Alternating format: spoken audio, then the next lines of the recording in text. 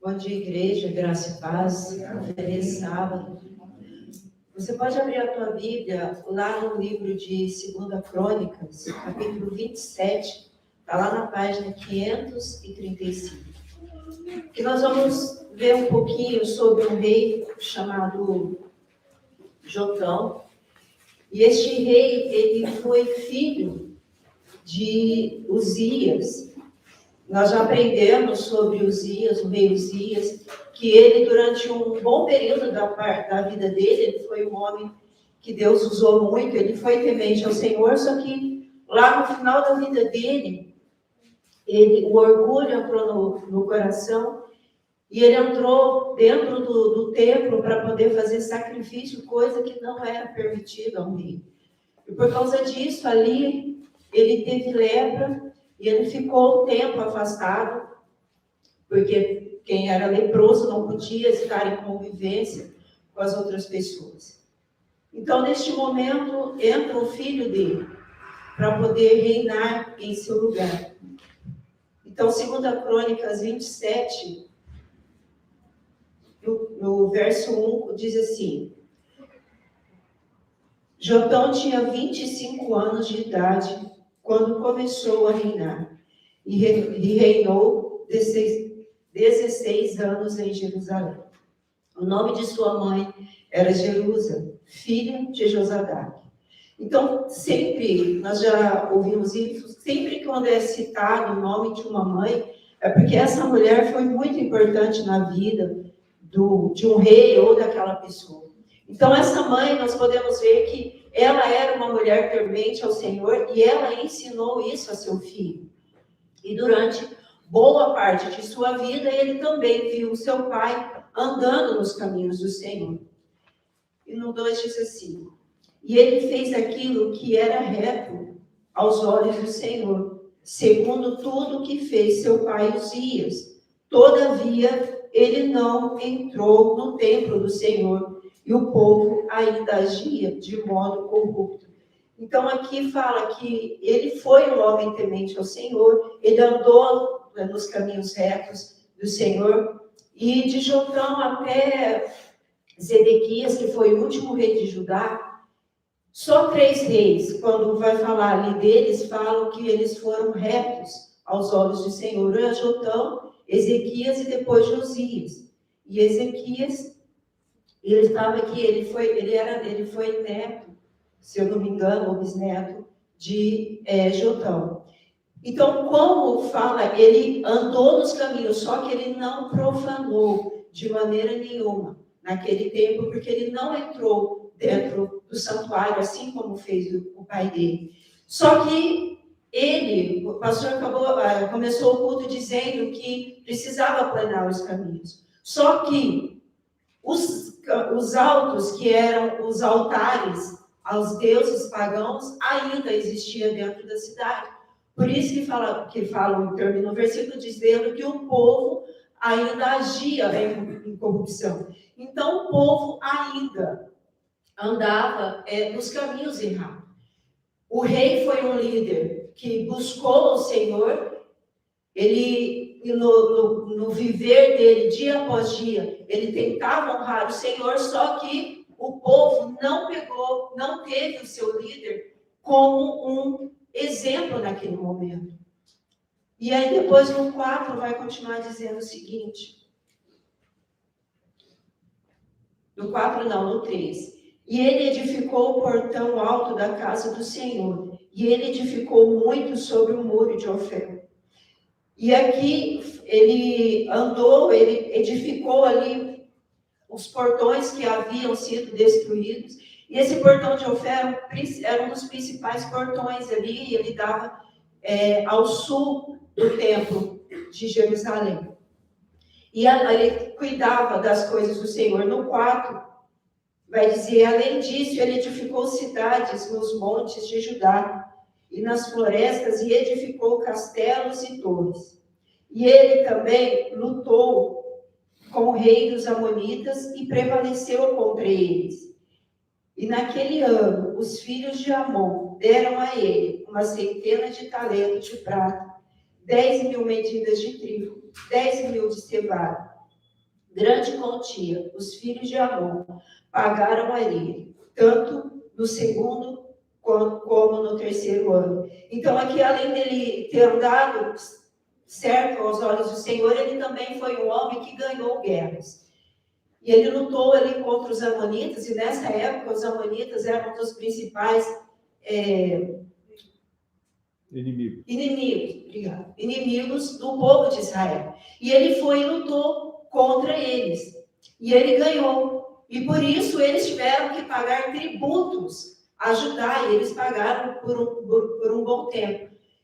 E nesse tempo, o Senhor deu essa vitória ao povo. Por quê? Porque o rei, o líder, tinha um coração temente ao Senhor.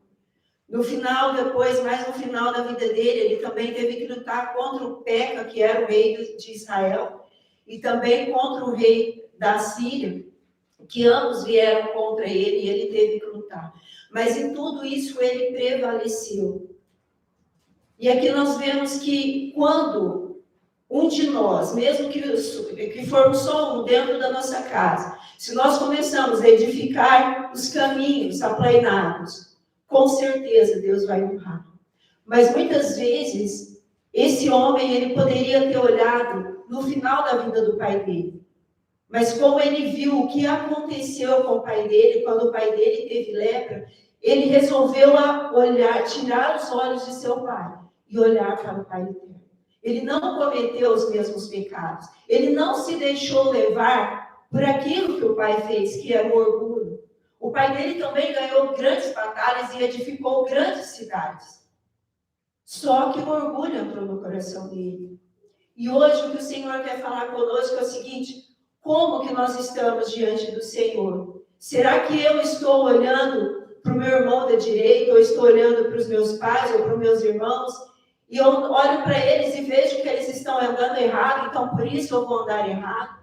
Ou será que nós estamos dando exemplo dentro dos nossos lares, dentro da igreja, no trabalho, fazendo aquilo que é reto aos olhos do Senhor, levando as pessoas a olharem para nós e querer servir ao Senhor de verdade?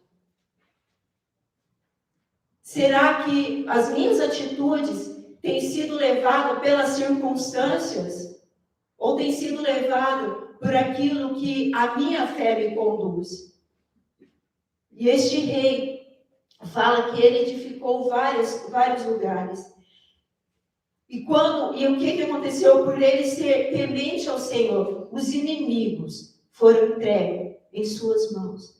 Será que porque nós somos tementes ao Senhor, será que os nossos inimigos estão caindo aos nossos pés? Porque nós estamos sendo a representação de Cristo?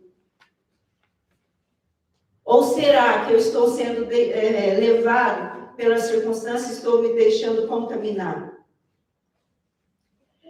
O 6 diz assim: assim Jotão se tornou poderoso, porque ele preparou os seus caminhos diante do Senhor, o seu Deus. Por que ele foi poderoso? Porque os caminhos dele estavam na presença do Senhor. Ele dirigiu os caminhos dele na presença do Senhor. Ele não se permitiu desviar. Não se desviou porque o pai se desviou e não estava se desviando porque o povo de Israel estava se desviando. Mas ele permaneceu firme ali. Ele dirigiu. Então, se de tudo aqui que nós precisamos guardar, seria o versículo 6. Assim, Jotão se tornou poderoso, porque ele prevaleceu, ou ele dirigiu os seus caminhos na presença do Senhor. Ele fez uma escolha. Nós sempre estamos dizendo aqui, nós temos uma escolha para ser feita. Mas muitas vezes as escolhas que nós temos feito, têm nos feito cair dia após dia. Porque nós olhamos para o nosso eu, ao invés de olhar para Cristo. Esse homem, ele olhou para Cristo. Ele buscou dar um exemplo para o seu filho, para a sua família. E ele foi edificado na presença do Senhor, porque ele teve uma mãe, uma edificadora. Então, nós precisamos aprender com este homem a buscar o Senhor e a não nos deixar olhar para aquilo que os outros estão fazendo de errado. Agora, é lógico, se você olha para o seu líder, se você olha para o seu marido, esposa, quem estiver ao seu redor, e você vê que eles estão andando verdadeiramente nos caminhos do Senhor, que eles não estão se desviando nem para a direita, nem para a esquerda, é lógico que nós temos que ter eles como exemplo, mas o nosso maior exemplo sempre vai ser Cristo. Porque nós ainda erramos, nós ainda tropeçamos, mas Cristo, ele nunca errou.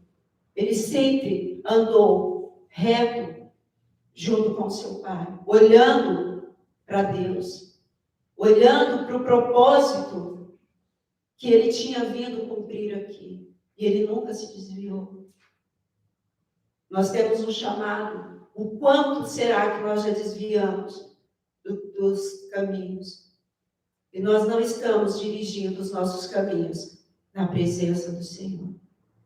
Nós vamos nos levantar neste momento e nós vamos cantar essa música que diz que é uma escolha.